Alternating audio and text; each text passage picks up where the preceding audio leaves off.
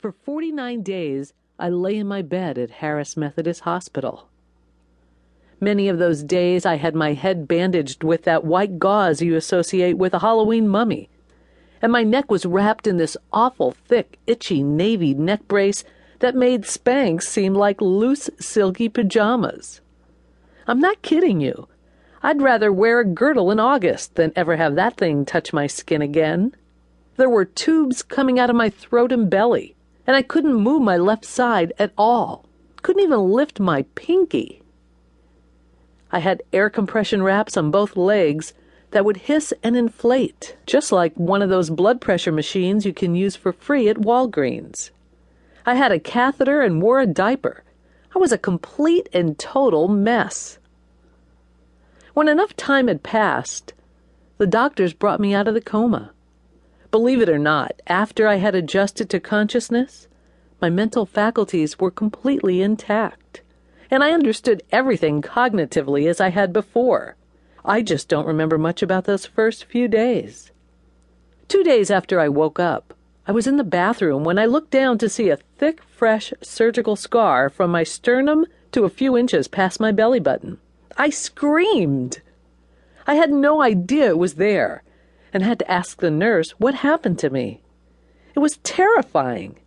Little by little, I realized how much I was clueless about, including the extent of my surgeries. The doctors had performed so many procedures I had no memory of, just so I could be in a position to scream at the sight of a scar I had no idea existed. I often wonder if people who survive horrendous accidents without a recollection of the pain and trauma are given one of those special gracious gifts Mother Nature sometimes grants a species. Like how a baby can't remember a second of the full-body squeeze of birth, or how lizards lose a tail as if it's no big deal, and regrow one as if they're a chia pet and just needed to be watered. People like me, who undergo intense pain and physical jarring, who survive a relentless beating to their organs and bones and muscles, receive the grace of oblivion. I rely on others to fill in the gaps about the actual accident.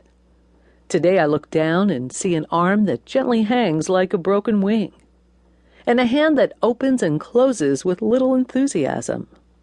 I see scars that zigzag my skull, and I feel my shoulder bark at me any time I move in a way it doesn't like.